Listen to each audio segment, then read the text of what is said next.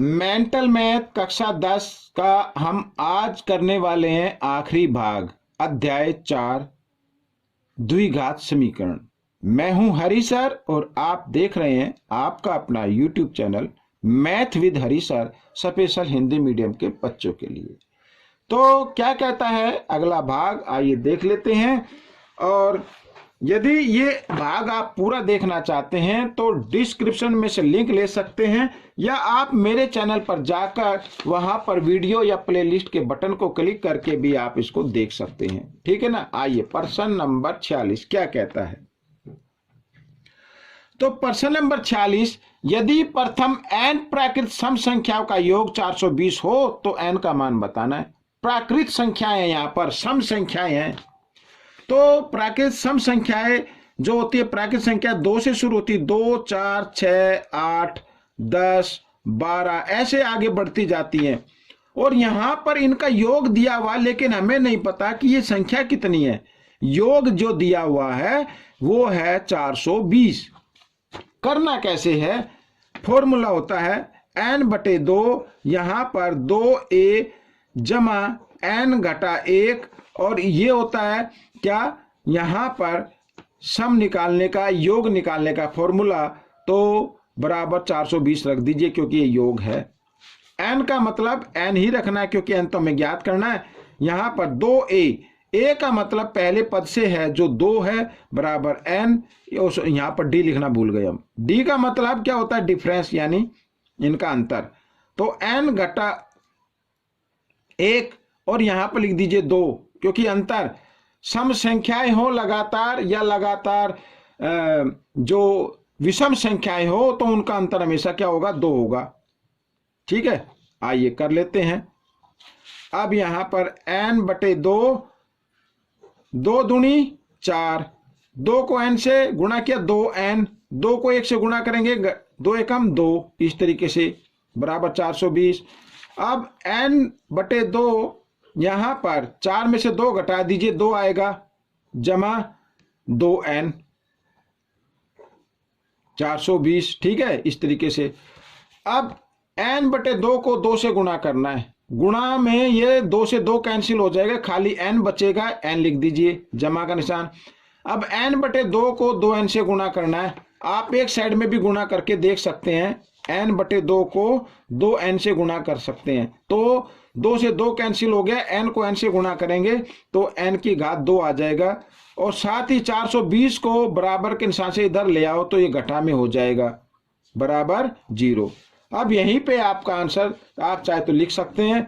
आइए देखो, ये ABC द्विघात समीकरण ABC की फॉर्म में होता है। तो हमें क्या करना है, A और C को गुणा करना है। गुणा करने पर 420 आना चाहिए। और एक संख्या घटा की है, एक संख्या जमा की है। घटा जमा घटा होते हैं, इसलिए घटाने पर यहां पर जो है गुणांक n की घात 2 का गुणांक अब कुछ नहीं दिख रहा ना, तो 1 होता है हमेशा, तो गुणांक 1 आना चाहिए। बताओ कौन से नंबर होंगे। गुणा करे तो 420 घटा 420 और उनको आपस में घटाए तो 1, जी हाँ, वो होंगे 20 और 21, 21 दूनी 42, यही आ जाएगा। तो अब आपको क्या करना है, इसमें से जो बड़ा नंबर है, यहां पर जो निशान है वो निशान रख देना है। 21 के सामने जमा का निशान और 20 के सामने घटा का निशान। अब आपका जो उत्तर होगा ये हमने लिख दिया। अब क्या करना है, जो जमा का था वो घटा का हो जाएगा और जो घटा का था वो जमा का हो जाएगा। तो n यानी जो संख्या है वो घटा में तो हो नहीं सकती, इसलिए ये 20 आपका उत्तर आ गया। ठीक है, आइए करते हैं अगला प्रश्न। अब अगला प्रश्न क्या कहता है, ये भी आसान है। यदि किसी पूर्णांक को उसके वर्ग में जोड़ने पर 90 प्राप्त हो तो पूर्णांक बताने हैं। माना वह पूर्णांक x,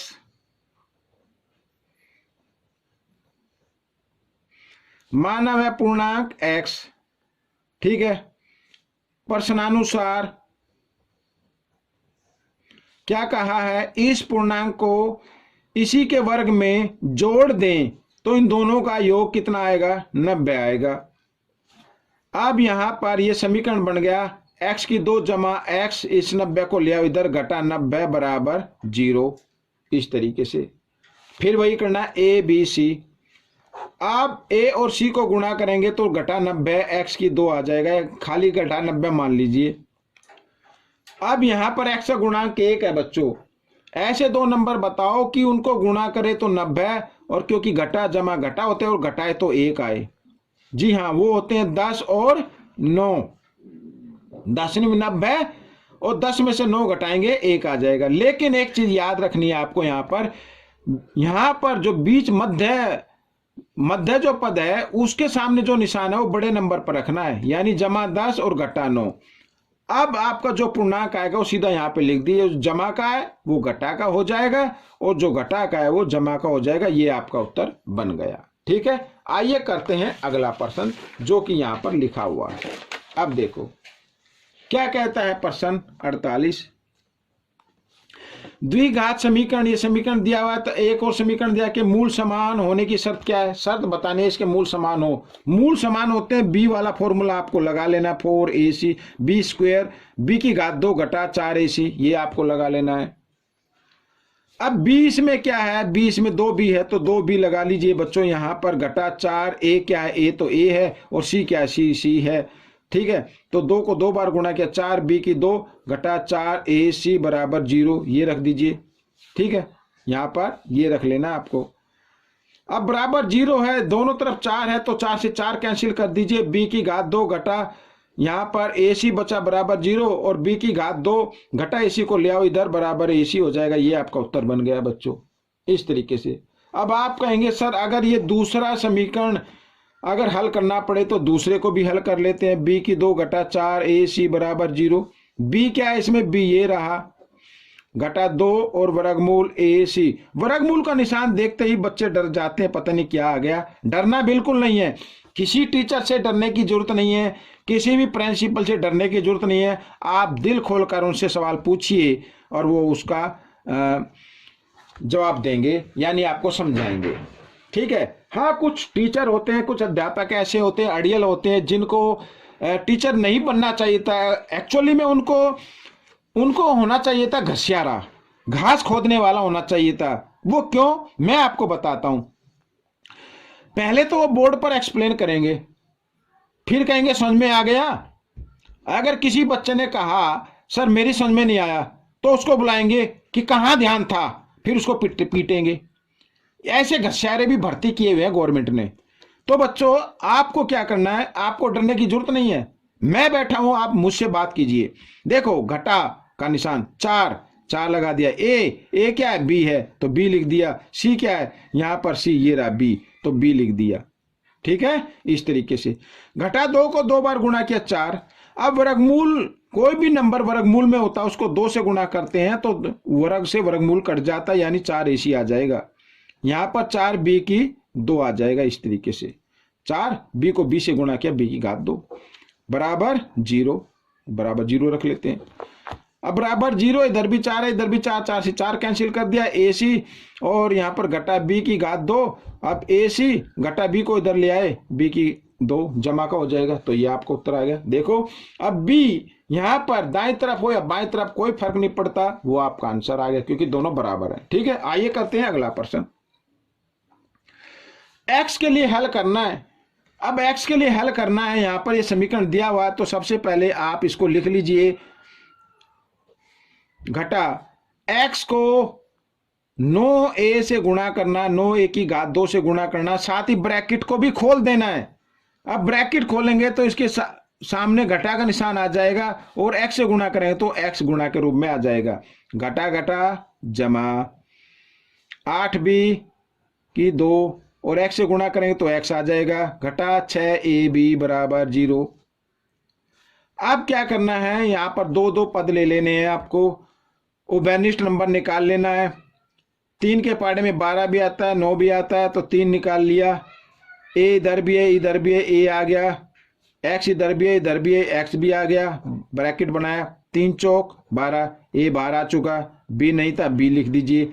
x की घात 2 था, 1x बाहर है तो 1x लिख दीजिए। घटा 3 के पहाड़े में 3 पे आएगा, 1 की घात 2 था, 1 a बाहर आ गया तो 1 a रह गया। इस तरीके से जमा, दोनों में कॉमन, 2 के पहाड़े में आते हैं ये 2, बी दोनों तरफ है, बी भी आ गया, ठीक है ना। यहाँ पर 2 के पार्ट में आएगा 4 पे, इधर एक बी बचा, एक्स भी बच गया, और जमा घटा घटा घटा का निशानी आएगा। 2 के पार्ट में आता 3 पे, बी पहले ही आ गया बाहर, ए बच गया, इस तरीके से। अब एक तो इस ब्रैकेट, जो ब्रैकेट से बाहर है उसको लिख लीजिए 3a एक्स जमा 2b, ठीक है। एक दोनों ब्रैकेट में से एक नंबर लिख लीजिए 4b एक्स घटा 3a। अब क्या करना है, बराबर 0। अब x का मान निकालना है, इधर लिख लेते हैं x का मान। x का मान निकालना, 2b इधर जमा का बराबर के साथ से इधर आकर घटा का हो जाएगा, बटे 3a गुणा में इधर आकर ये भाग में आ जाएगा। इसका तो निकल गया, इसका और निकाल लेते, घटा 3a है ना, इधर आकर जमा 3a हो गया। 4b गुणा में इधर आकर ये भाग में आ गया, ये आपका उत्तर बन गया। आइए करते हैं अगला प्रश्न।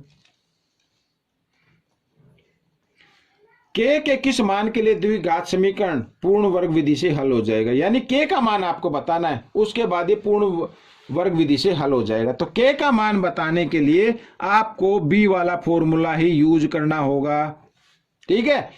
अब बी क्या है, ए बी सी, बी है 3/4 की घात 2 घटा 4, ए क्या है 9, और सी क्या है के है बराबर 0। 3 को 2 बार गुणा किया 9, 4 को 2 बार गुणा किया 16, 9 चौक 36, यहाँ पे घटा का निशान है, के बराबर 0, ठीक है।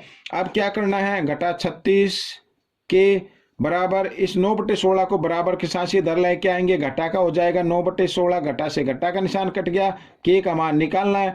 9/16, 36 इधर गुणा में, इधर आकर ये भाग में आ गया, तो के बराबर 9 एकम 9, 9 चौक 36, तो ऊपर आ गया 1, 16 चौके 64, तो बच्चों के का मान ये आ गया, ये आपका उत्तर बन गया।